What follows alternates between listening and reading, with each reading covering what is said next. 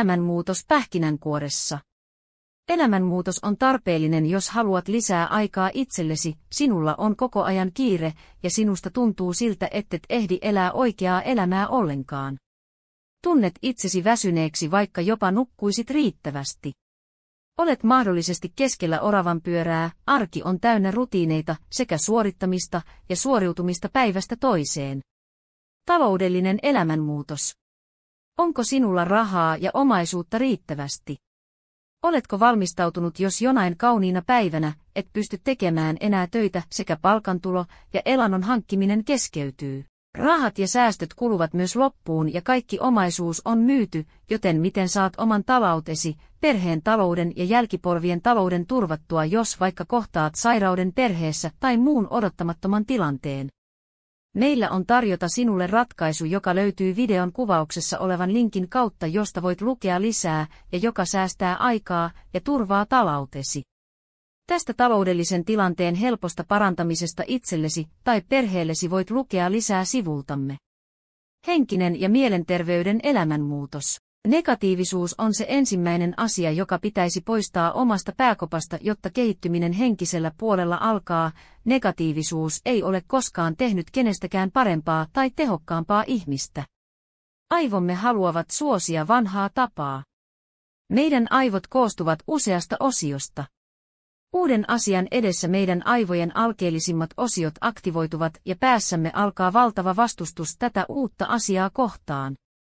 Tämä johtuu siitä, että nämä alkeellisimmat osiot on tottuneet joskus kivikaudella siihen, että uudet asiat ovat vaarallisia ja ne saattavat johtaa jopa meidän kuolemaan. Tästä henkisestä puolesta elämänmuutoksessa lue lisää sivuiltamme. Ajankäytön elämänmuutos. Jokaisella on vuorokaudessa aikaa saman verran, eli 24 tuntia. Toiset käyttävät tehokkaasti ajan hyväksi ja toimivat tarkkojen aikataulujen kanssa. Lasten kohdalla erittäin tarkat aikataulut johtavat myöhemmin ongelmiin lasten tunne-elämän kehittymisessä ja vaikuttavat heidän aikuiselämään. Tästä ajanhallinnasta lue lisää sivuiltamme. Työtehtävien elämänmuutos. Työtehtävien priorisointi tarkoittaa tehtävien laittamista tärkeysjärjestykseen. Jotta priorisointi onnistuisi, tulee ensin miettiä, mitkä kaikki asiat ovat omia työtehtäviä, miten ne liittyvät kokonaisuuteen ja kuinka tärkeitä ne ovat. Priorisointia saattaa vaikeuttaa se, että usein tehtävät tulevat eteen kiireellisinä. On kuitenkin hyvä pohtia, onko tehtävä kiireellisyydestä huolimatta tärkeä kokonaisuuden kannalta. Lue työtehtävien priorisoinnista lisää sivuiltamme. Rutiinien ja tapojen elämänmuutos. Nämä liittyvät myös ajanhallintaan.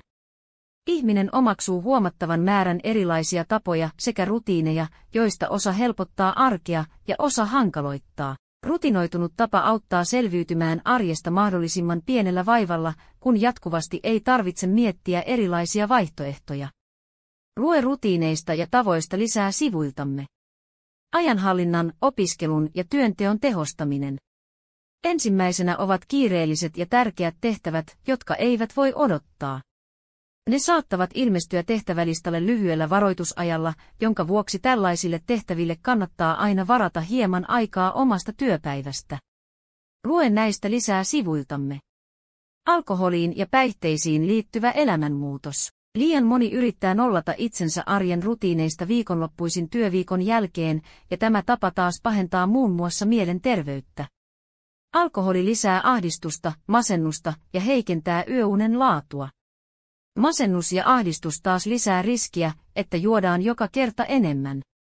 Alkoholia ja päihteitä yritetään käyttää NS-itselääkintänä. Päihteiden toleranssit kasvavat, päihtymyksen saavuttamiseksi tulee siis juoda joka kerta määrällisesti enemmän. Lue lisää päihteistä sivuiltamme ja löydät sieltä myös ratkaisun päihteiden käytön lopettamiseksi. Löydät myös ratkaisun taloudelliseen tilanteen parantamiseksi sivustolta, jotta hyvään hoitoon pääseet murehtimatta kustannuksia. Uni, ravinto ja elämänmuutos. Vähäinen nukkuminen lisää stressihormonin eritystä kehossa, ja tämä liikaeritys taas lisää painonnousua. Kun elimistö on stressitilassa, tällöin nukahtamisesta ja nukkumisesta tulee varsin haastavaa. Kiireessä tulee unohdettua syödä terveellisesti, ja tämä taas aiheuttaa sen, että verensokerit heittelevät pitkin päivää. Verensokeri kuuluu pitää tasaisena koko päivän syömällä säännöllisesti tietyn tuntimäärän välein. Löydät tietoja lisää sivuiltamme, joten tutustu ja lue miten lisäät elinvuosia. Traumaattinen kriisi ja siitä toipuminen. Kun läheinen kuolee tai edessä on ero, mieli on kovilla.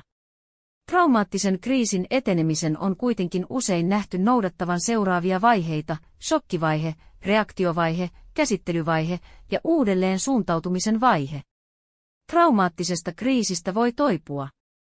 Lue lisää tietoa sivuiltamme. Miten elämänmuutos tehdään?